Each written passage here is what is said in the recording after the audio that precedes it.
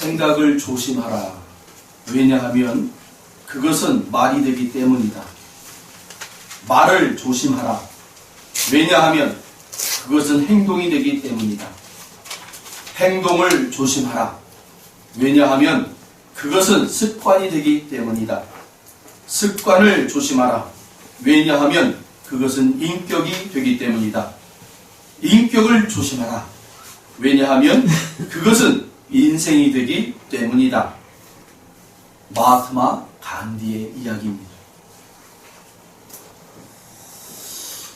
생각이 바뀌면 태도가 바뀌고, 태도가 바뀌면 행동이 바뀌고, 행동이 바뀌면 인격이 바뀌고, 인격이 바뀌면 운명이 바뀝니다. 생각은 인생의 소금이다. 음식을 먹기 전에 간을 보듯 말과 행동을 하기 전에 먼저 생각하라. 깊은 강물은 돌을 집어 던져도 흐려지지 않는다. 모욕을 받고 발칵하는 사람은 작은 웅덩이에 불과하다. 생각하고 행동하는 값진 사람이 되시길 바랍니다. 그 사람이 지금 우리 곁에 있음을 감사하시길 바랍니다. 아멘. 오늘 말씀의 주제는 바로 누워 자고입니다. 누워 자고. 누웠다 잔다. 굉장히 좋은 말씀입니다. 눕고 잔다. 편안하다라는. 우리 집사님이 기도하실 때 두렵고 떨리는 제자들에게 찾아오셔서 평강할지어다. 평강이 너희에게 있을지. 정말 우리에게 평강이 있는 걸 참 감사해야 됩니다. 아멘. 하늘의 평강이 여러분 우리에게 날마다 임할 줄로 믿습니다. 아멘. 그것을 여러분 느끼는 사람, 그것을 생활 속에 나타내는 사람들이 바로 진짜 하나님이 원하는 성도 아닐까라는 생각이 들어요.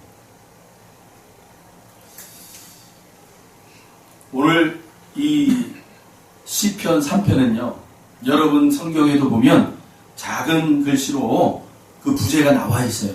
뭐라고 나와 있습니까? 다윗이 그의 아들 압살롬을 피할 때에 지은 시라고 돼 있어요. 여러분, 얼마나 고통스러웠을까요? 얼마나 참담했을까요? 자기 아들이 반역을 일으켜가지고 자기 아버지를 죽이겠다고 칼을 들고 들어오고 있을 때 다윗이요, 도망가면서 쓴 시라는 거예요. 도망가면서. 저는 근데 이 다윗의 이 마음을 한번 읽어봤어요. 왜 다윗은 싸우지 않았을까? 그 반역의 무리들과 왜 싸움을 하지 않았을까? 첫 번째는 인간적인 마음으로 자식과 어떻게 싸워요? 여기 앉아 계시는 분들 혹시 자식과 싸우시는 분들 있으세요? 없으시죠? 다 여러분들이 품어버리죠. 제가 우리 아이들한테는 이런 얘기를 했어요. 어떤 얘기를 했냐면, 야, 목사님이 젊었을 때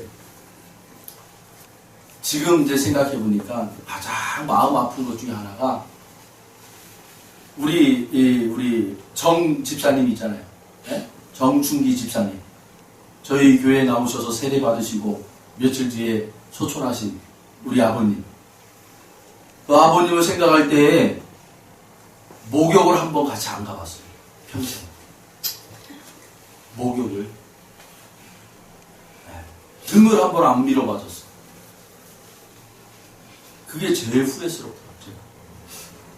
왜 그렇게 아버지하고 등을 젓고 이렇게 격을 줬는지 몰라요.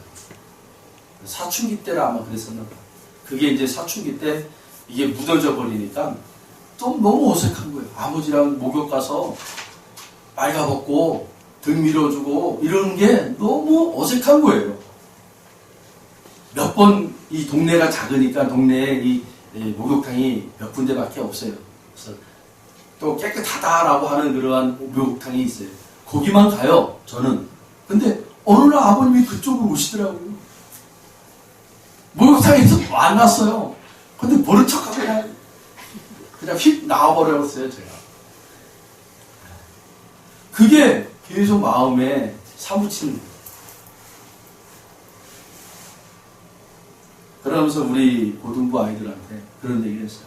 지금의 부모님들에게 잘해라.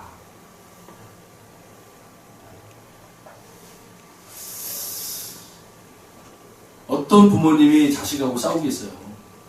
못 싸우잖아요. 피하는 거예요. 다윗이, 여러분, 아무리 다윗이 사람들이요, 그 압살롬에게 다 넘어갔다 해도, 여러분이 알잖아요. 다윗과 함께 했던 그 600명의 용사들이 있다라는 거. 그죠? 뭐, 책략가가 넘어갔어요. 예? 제갈공명과 같은 사람들이 넘어갔어요. 다 압살롬에게. 그럼에도 불구하고, 다윗, 당신을 위해서 내 목숨 내가 다 바치겠나이다. 이런 사람들이 즐비했단 말이에요. 다윗에게는. 언제든지 다윗이 싸우자 하면 싸울 만한 사람들이 있었단 말이에요. 그런데 다윗이 나가버려요. 피해서. 두 번째, 아마 이게 첫 번째인지도 몰라요. 하나님이 해결하셔야 된다는 거예요. 이 문제는 하나님이 해결하셔야 돼요. 우리의 힘으로는 해결이 안 되는 거예요.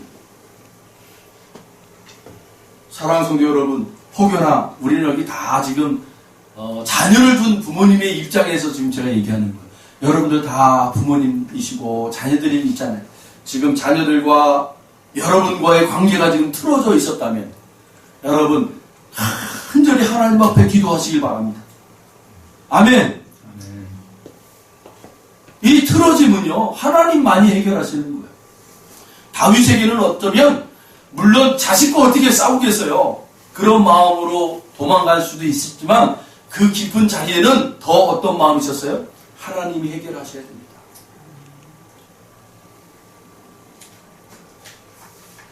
저는 여기서 예수님의 십자가를 보았어요. 예수님의 십자가. 도대체 예수님의 십자가가 뭡니까? 내가 감수하는 거예요. 내가 치욕스러운 것도 감수하고 조롱도 내가 감수하고 침 뱉었을 때 내가 맞는 것도 감수하고 뺨을 때리면 뺨을 맞고 감수하고 채찍을 치면 채찍을 맞으며 감수하는 거예요.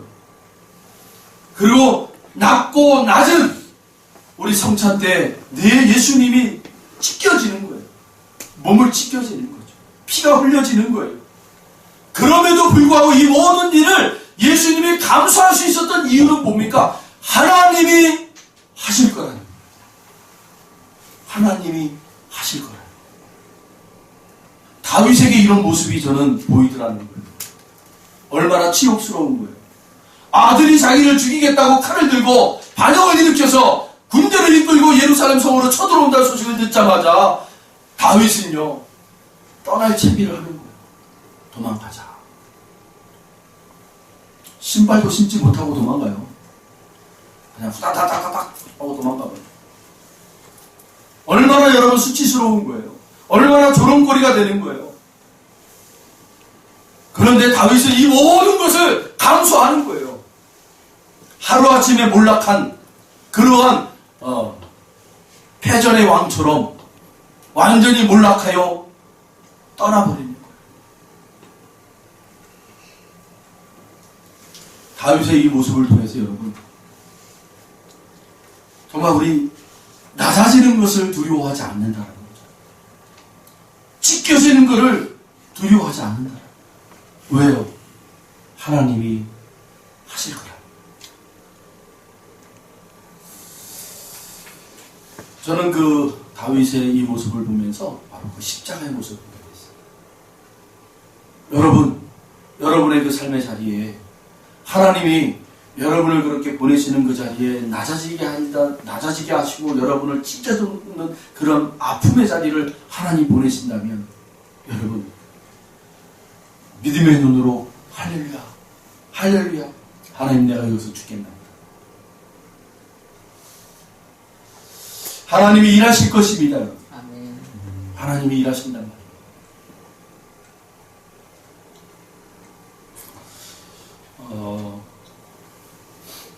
다윗에게는 여러분 많은 부인들이 있었습니다.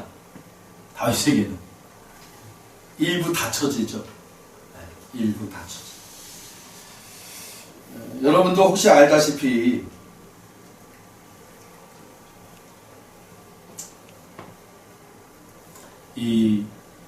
다윗에게는 그 딸이 2명이 있었어요. 그런데 그 딸 중에 이 다말이라는 그러한 엄마가 마아가라는 사람이에요. 마아가. 이 사람은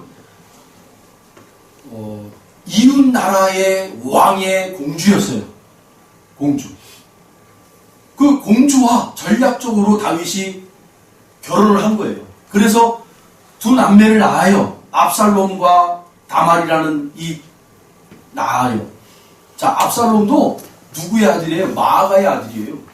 그러니까 공주의 아들이에요. 공주의 아들. 그러니까 얼마나 품격이 대단했겠어요. 공주로서 자라왔던 어머니가 두 자식에게 여러분 이렇게 허투루게 가르쳤겠냐고요.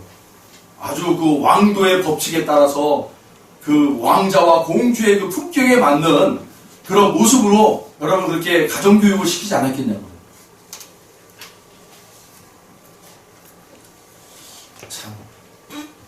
근데 그 압살롬이 어떤 사람이냐? 사무엘하 14장 25절에 보면 이런 내용이 있어요. 온 이스라엘 가운데서 압살롬같이 아름다움으로 크게 칭찬받는 자가 없었으니 그는 발바닥부터 정수리까지 흠이 없는 자다라고 얘기하고 있어요. 성경이요. 이 사람은 머리에서부터 발끝까지 흠을 찾아볼 수 없을 사람이야. 너무 완벽한 사람이라는 거예요. 너무 완벽한 사람. 외모도 그렇고요. 인격도 너무 완벽했어요. 그런데 여러분, 하나님이 함께 하지 아니하면 그 완벽한 것도 쓸모가 없더라는 거예요. 쓸모가 없어요.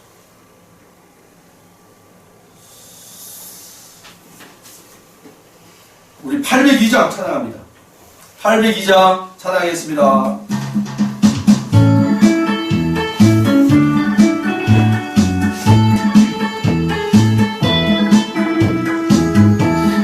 오래간만에 우리 건강박수 한번 해볼까요? 건강박수. 찬양이 연대가 넘치며 은혜로 얼굴이 환해요. 성령의 충만한 모습을 서로가 느껴요. 뒤꿈치요. 할렐루야 할렐루 손뼉 치면서 할렐루 할렐루 소리 외치며 할렐루 할렐루 두 손을 들고 주님을 찬양해요. 감사가 언제나 넘치면 여러분 이게 아파야 돼요. 이거 운동이 돼요. 성령의 충만한 모습을 서로가 느껴요. 등을 치세요. 할렐루 할렐루 손뼉치 바꿨어요. 할렐루 할렐루 소리 외치며 할렐루 할렐루 두 손을 들고 주님을 찬양해요. 사랑이 언제나 넘치면 은혜로 얼굴이 환해요. 성령의 충만한 모습을 서로가 느껴요. 주먹 주시고 할렐루 할렐루 손뼉 치면서 할렐루 할렐루 소리 외치며 할렐루 할렐루 두 손을 들고 주님을 찬양해요. 박수 칩니다. 기도가 언제나 넘치면 은혜로 얼굴이 환해요. 성령의 충만한 모습을 서로가 느껴요. 할렐루 할렐루 손뼉 치면서 할렐루 할렐루 소리 외치며 할렐루 할렐루 두 손을 들고 주님을 찬양해요. 할렐루야. 잠이 확 깨시죠? 아무리 여러분 외모가 뛰어나고 인격이 뛰어나도 하나님이 붙잡아 주지 아니시면 이 사람이 바뀌어요. 사람이 바뀌더라고요. 어떻게 아버지를 죽이고 그 자리에 올라가려고 하는지 참 대단하죠. 이게 바로 사람의 본심이라는 거예요. 본성. 우리 사람들의 본성이 바로 그 모습이에요. 압살롬의 모습은 여러분 너다 나다 압살롬이다 하는 게 아니라 하나님은 이 말씀을 통해서 우리들에게 말씀하고 있는 거예요. 바로 나를 떠난 자들은 다 압살롬과 같은 그 죄악된 모습이 숨어 있다라는 거예요. 숨어 있다.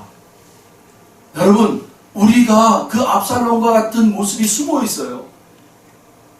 그 숨어 있는 걸 하나님은 내버려 두고 싶지 않은 거예요. 드러내고 싶은 거예요. 오늘 이 시간 그런 추악된 모습들이 여러분 드러나는 은혜가 있길 바랍니다. 드러나야 여러분 치료받는 거예요. 여러분 환부를 의사선생님에게 보여줘야만이 치료받는 거라니까요. 우리 강권사님이 어느 날 저희들을 불러다 놓고 그런 얘기합니다. 야, 큰 병원에 가서 좀 이거 진찰 좀 받아야겠다 라고 얘기하는 거예요. 그래서 제가 아니 이거 언제쯤 얘긴데 언제 이런 진단을 받았으니까 꽤 됐대요. 병원에서 의사선생님이 이거 큰 병원 가서 좀 다시 재촬영하고 재진단을 받았으면 좋겠다고 얘기를 하신 거예요. 한 2달 전, 3달 전에. 그런데 지금에 와서야 얘기를 하시는 거예요. 그래서 왜 그랬어요? 하고 제가 막 화를 냈어요. 그때 당시에 가서 진찰을 받아야지 왜 그랬어요? 그랬더니 하는 얘기가 결과가 어떻게 나올지 몰라가지고 두려워서 그랬다는 거예요. 두려워. 여러분 병은요 빨리 병원에 가서 의사선생님에게 보여줘야 돼요. 그리고 치료를 받을 수 있도록. 그렇잖아요. 여러분 우리의 이 죄성도 마찬가지예요. 하나님 앞에 자꾸 드러나는 거예요. 드러나야 되는 거예요. 드러나야 하나님이 치료하신다니까요. 난 괜찮은 사람이야 라고 여러분 그 죄를 끌어안고 사는 사람들만큼 불쌍한 사람이 없는 거예요. 예수님이 왜 오늘 성찬식에 여러분 내 살을 먹고 내 피를 마셔라 했습니까? 그리고 영원토록 내가 올 때까지 그 일을 기념하라. 뭘 기념하라는 거예요? 예수님이 너희들을 위하여 저 십자가에 달려서 찢기고 피 흘림을 그래서 너희들이 살아났음을 기념하라는 거 아닙니까? 그건 뭐예요? 우리의 신앙의 자리에 그것을 적용하라는 거예요. 하나님 앞에 우리가 찢겨지고 하나님 앞에 우리가 흘려져야 돼요. 그래야 우리가 치료받는단 말이에요. 아, 난 괜찮은 사람이야. 여러분 그것만큼 불쌍한 사람은 없어요. 하나님이 치료하겠다고 그러는데 누구든지 와라. 내가 다 치료해 줄게. 네가 누군지 네가 어떤 죄를 범했든지 네가 어떤 사람인지 난 그거 상관없어. 네가 내 앞에 나오면 내가 치료해 줄게. 할렐루야. 그래서 여러분 예배 시간에 우리가 말씀을 들을 때 내 치부가 드러나는 것이 은혜라고 그러니까요. 은혜.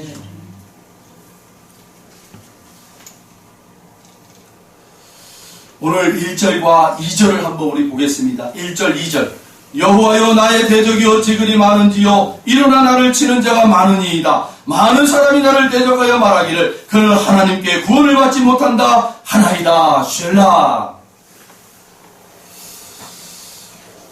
여러분 다윗은요 지금 이 1절과 2절을 통해서 자신의 그 진솔함을 고백하고 있어요. 그런데 자기가 굉장히 두렵고 힘들고 견디기 어려운 것은 많은 대적들에 일어나는 것이 내가 어려운 게 아니고 뭐가 가장 힘들다라는 거예요. 사람들이 이렇게 얘기하는 거예요. 야, 저 봐. 마지막 다윗이 마지막에 저 마지막의 모습이 하나님 앞에 버림받은 모습 아니야? 하나님이 세우신 그 왕궁의 왕으로 그렇게 마지막에 아름답게 끝이 나야 되는데 야, 저 봐라. 하나님 앞에 버림받은 자의 최후가 바로 저렇게 떠돌이 인생이야. 아마 사람들이 손가락질했을 거예요. 하나님이 주신 복을 누리지 못하고 저렇게 이제 떠돌이 인생으로 살아야 되는 다윗을 향하여 사람들이 여러분 얘기하는 게 뭐예요? 자, 2절이죠. 이 많은 사람이 나를 대적하여 말하기를 그는 하나님께 구원을 받지 못한다. 이것이 다윗에게 가장 견디기 어려운 부분이었다는 거예요. 사람들이 일어나는 것, 자기를 대적하여 일어나는 것, 그건 내가 감수할 수 있다는 거예요. 그런데 내가 하나님 앞에 구원받지 못했다라고 조롱하는 그만큼은 내가 도저히 견디기 어렵다는 거예요.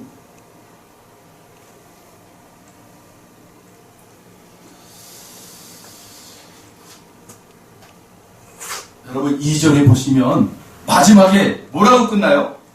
우리 강권사님 2절 마지막 부분에 가로 열고 뭐라고 돼 있어요? 셀라. 이 도대체 셀라가 뭔가? 이 셀라가요, 우리 음악적 표예요. 음악 표. 쉼표. 여기에서는 잠깐 쉬세요. 여기에서는 크게 외치세요. 그런 구호예요. 기호. 셀라. 여러분, 시편은 바로 찬양의 시잖아요. 찬양의 시. 그러니까 이렇게 하시면 좋아요. 뭐 여기다가 어떤 가락을 붙이는지 잘 모르겠어요. 근데 제가 편한 대로 가락을 붙여볼게요. 여호와여 나의 대적이 어찌 그리 많은지요. 일어나 나를 치는 자가 많으니이다. 많은 사람이 나를 대적하여 말하기를 그는 하나님께 구원을 받지 못한다. 하나이다. 셀라. 이 셀라가 뭐라고요? 쉬라. 쉰다라는 것은 뭐예요? 다음 것을 준비하라는 거예요. 다음 것을 준비하기 위해서 쉬라. 여러분,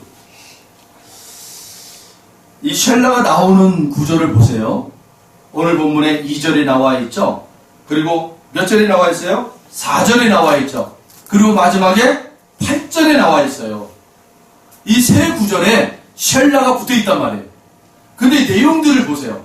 2절, 4절, 8절 내용들을 보시면 완전히 극한 상황의 내용들이 다 나와 있어요.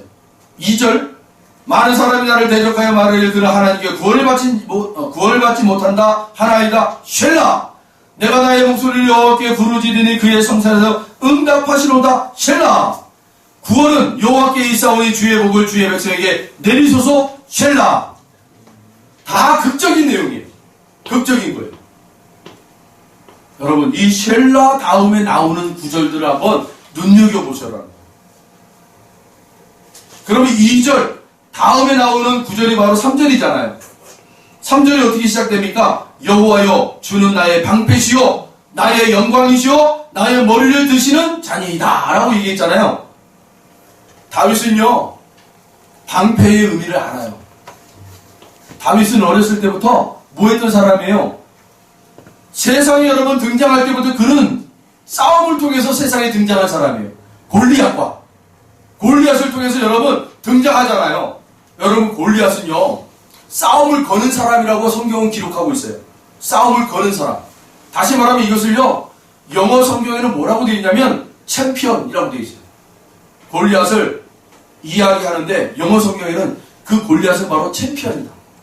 다시 말하면 전쟁의 챔피언이라는 거예요. 전쟁을 하면 백전백승을 한다라는 거예요. 그런데 성경에 보면 이 골리앗이 전쟁을 할 때 나갈 때요, 방패 있잖아요, 방패.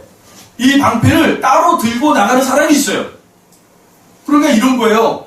골리앗이 전쟁을 하러 나갈 때 싸움을 걸기 위해 나가요. 그러면 상대방에서 화살을 쏘거나 창을 던질 거 아닙니까? 그러면 그것을 막아낼 수 있는 방패쟁이가 있었단 말이에요. 앞에 나가서 골리앗이 올 때까지, 그 적진에 들어갈 때까지 방패를 들고 막아주는 방패장이가 있었어요. 다윗과도 마찬가지였어요. 다윗이 전쟁 앞에 나갔을 때 골리앗이 올 때 방패쟁이가 앞에 들고 골리앗이 뒤따라왔단 말이에요. 자, 근데 여러분, 하나님 앞에 인간의 방패는 아무 소용이 없어요. 다윗이 경험했던 거예요. 스스로. 그래서 하나님이 나의 방패라고 고백하는 거예요.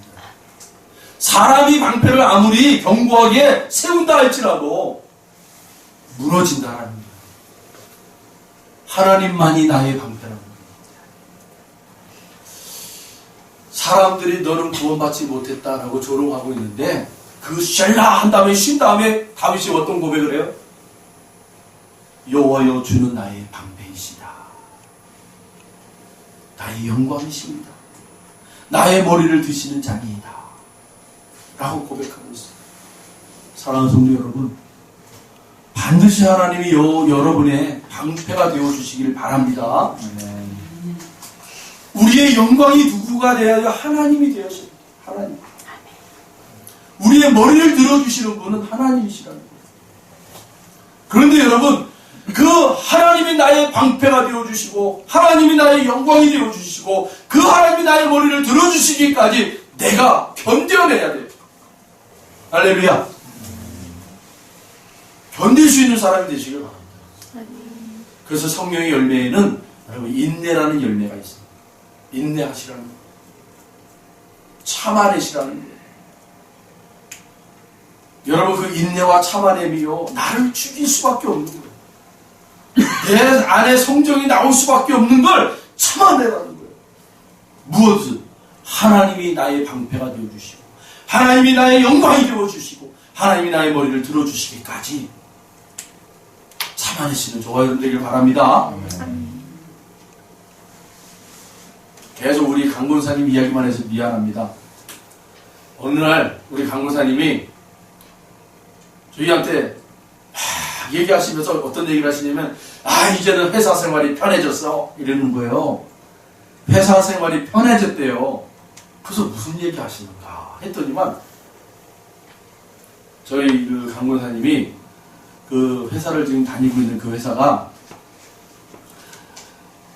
이 어르신들이 많이 오시는 그 회사예요.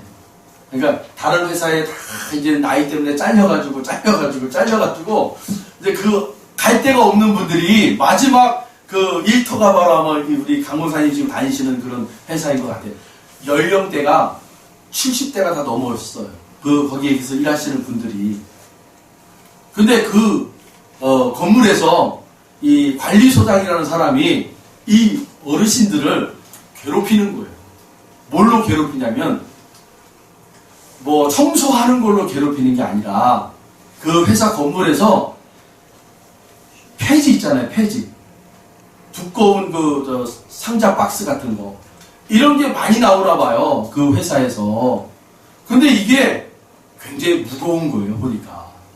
우리가 뭐 신문지 이런 게 나오는 게 아니라 이만한 거 두꺼운 종이 같은 게 나오니까 이런 거를 다 쌓아가지고 묶어가지고 이걸 또 들고 가서 그 저울에 달아가지고 또 치워놓고 이 일을 힘들게 하시는 것 같더라고요. 그래서 전에도 그게 너무 힘들다라고 얘기를 하시더라고요.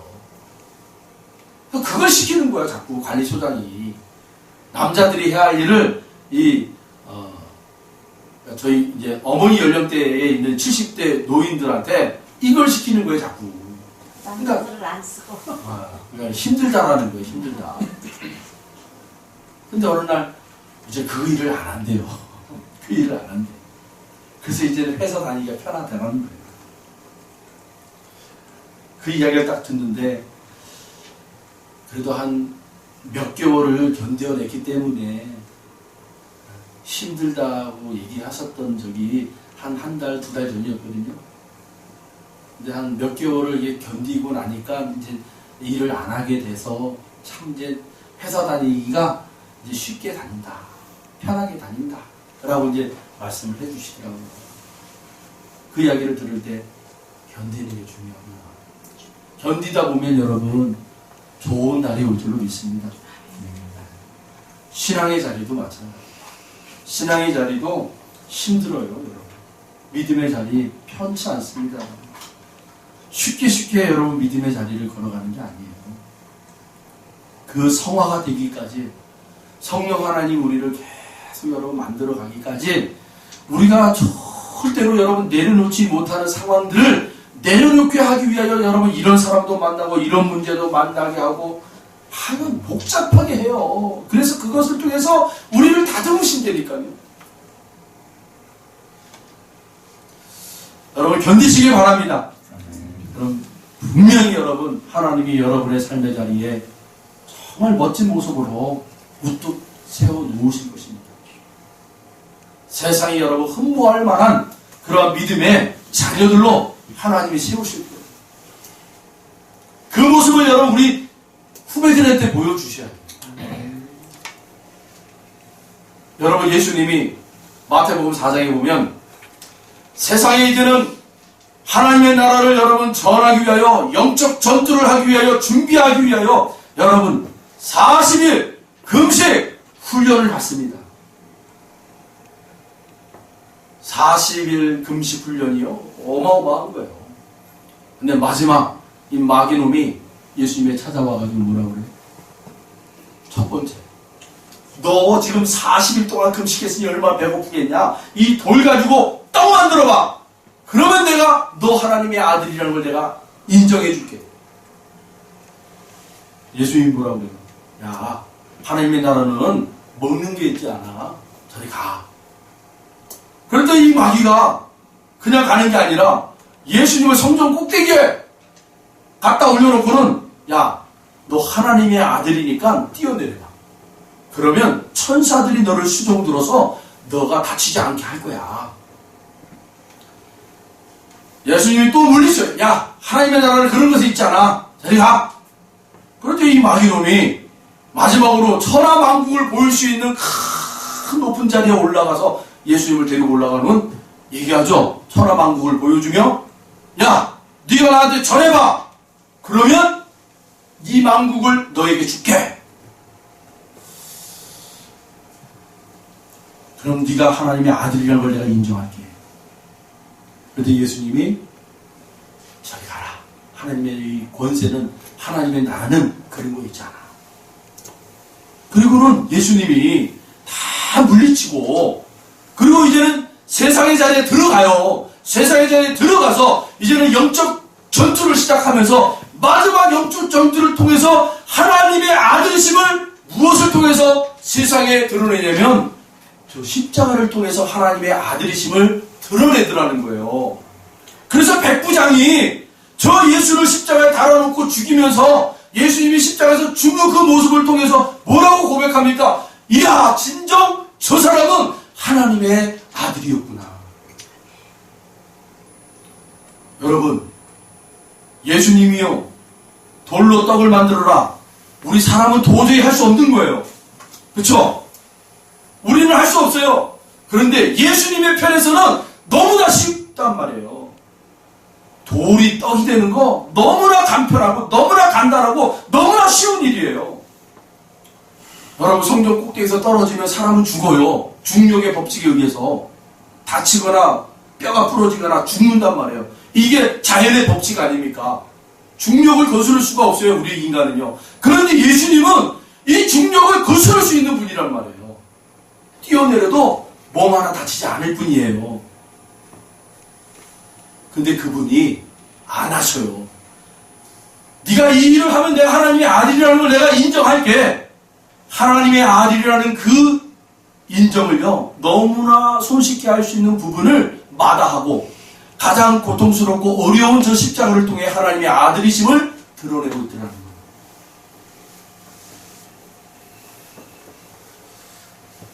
저는 이 장면을 통해서 하나님의 자녀됨이 세상에서 어떻게 드러나야 하는가 한번 묵상해 봤어요. 우리는 너무나 손쉽게 세상과 동일한 방법으로 공부 열심히 해서 성공하면 하나님의 아들이야, 하나님의 자녀야. 뭔가 투자를 했는데 뭐 뻥튀기가 돼가지고 뭐 그냥 돈을 많이 벌었어. 하나님이 축복하신 거야. 세상의 방법으로 하나님의 자녀됨을, 세상의 방법대로 하나님의 축복받음을 드러내려고 하는 그런 어리석은 사람들이 되지 말자라는 거예요. 우리 주님은요, 너무나 간단하게 하나님의 자녀됨을 드러낼 수 있는 방법을 다 제끼고 가장 수치스럽고 낮아지고 가장 고통스러워하는 저 십자가의 자리에서 하나님의 아들이심을 드러냈다. 이 말은요, 우리 모든 성도들이 세상의 자리에서 하나님의 자녀됨이 무엇을 통해 드러나야 하는가를 보여주고 있는 장면이에요. 우리는 많이 오해를 했어요. 많이 오해했단 말이에요. 하나님의 자녀, 하나님 앞에 축복받는 게 바로 이런 방법이야 라고 우리는 생각했는데요. 그렇지 않더라는 거예요. 내가 꺾여지고 내가 찢겨지고 그래서 세상으로부터 완전히 조롱의 거리가 된다 할지라도 그것을 하나님 앞에 여러분 하나님이 하실 겁니다. 나는 그래도 하나님을 포기 못합니다. 하나님, 나는 네 잔을 먹고 싶지 않아요. 받고 싶지 않아요. 그러나 아버지의 원대로 되기를 원하나이다 라고 그렇게 고백하는 성도들에게 하나님이 하시는 거예요. 이 시편 3편은 바로 그러한 신앙이 있는 자에게는요, 눕고 자는 거예요. 지금 당장 내일이면 파산해도, 당장 오늘 내가 아파도 누워버리는 거예요. 자버리는 거예요. 평안하게. 마지막으로 예수님과 함께 제자들이요, 폭풍 치는 그 바다에 배를 띄워 가고 있는데, 두려워 떨고 제자들이 죽겠습니다. 어찌하여 우리를 내버려 둡니까? 예수요. 하고 예수를 깨우잖아요. 그렇잖아요. 예수는 지금 잠자고 있는 거예요. 어떤 분들은 그 장면을 그려서 이렇게 얘기해요. 예수님이 되게 피곤하셨나 보다. 어떻게 그냥 비바람이 치고 폭풍이 치고 파도가 넘쳐나는데 막 배가 완전히 뒤집힐 만한 그런 상황인데도 예수님이 자고 있더라는 거예요. 얼마나 고단했기에. 여러분, 그런 게 아니죠. 예수님은 자고 있던 게 아니라, 그래서 그 제자들을 향해 뭐라고 얘기해요? 이 믿음이 없는 자들아 라고 얘기하잖아요. 믿음이 없다. 믿음을 가르쳐주기 위함이었더라는 거예요. 믿음이. 그렇게 비바람치고 폭풍이 몰아칠 때 여러분, 주님이 그렇게 주무실 수 있었던 것은 바로 뭐예요? 일어나자마자 파도야 잠잠하라 했더니 잠잠해지더라는 거예요. 너무 쉽더라는 거예요. 한순간에 그것이 다 잠잠해지더라는 거예요. 할렐루야. 여러분, 저는 그 장면을 통해서 이런 얘기하면 죄송합니다. 아주 건방지다고 얘기할 수도 있어요. 그런데 믿음이 한 단계 올라섰다라고 제 스스로가 그렇게 자화자찬했었어요. 주님에게는 너무나 쉬운 거구나. 나에게는 너무나 어렵고 나에게는 너무나 고통스러운 거지만 주님에게는 너무나 쉬운 거라는 거예요. 이젠 너무나 내 입장에서 어려운 것에 너무나 머물러 있지 말고 주님은 너무나 쉬운 것, 내 문제가 주님에게 너무나 쉽다라는 것을 여러분 바라보시길 바랍니다. 그 믿음의 단계를 여러분 눈뜨시길 바라요. 주님에겐 너무나 쉬운 거예요. 그걸 제자들에게 가르쳐주기 위함이었다. 오늘 이 다윗이 눕고 자고 할 수 있었던 것, 오늘 5절이에요. 내가 누워 자고 깨었으니 여호와께서 나를 붙드시리로다. 아무리 내가 이렇게 지금 쫓겨나가고 내가 이제는 잠잘 곳이 없는 그러한 방랑생활을 할 수밖에 없는 그러한 처지지만, 그래서 이제는 저 압살롬이 군대를 추격하여 나를 언제든지 칠 수 있는 그러한 두려움이 있지만 하나님께서 나를 붙잡아 주시고 있다는 거예요. 그래서 내가 어떤 환경이든 어떠한 자리에 있어든 평안히 자고 눕고 일어날 수 있다는 거예요. 혹시 이 다윗과 같은 어려움과 문제 앞에 있는 우리 성도님들 계십니까? 오늘 다윗이 고백했던 대로 그 모든 것 우리 주님이 너무나 쉬운 거예요. 주님이 붙잡아 주시면 된다는 거예요. 주님을 의리하시고 주님을 신뢰하시고 오늘의 이 삶을 편안하게 여러분 삶을 누리시는 저와 여러분 되기를 바랍니다. 기도하겠습니다. 하나님,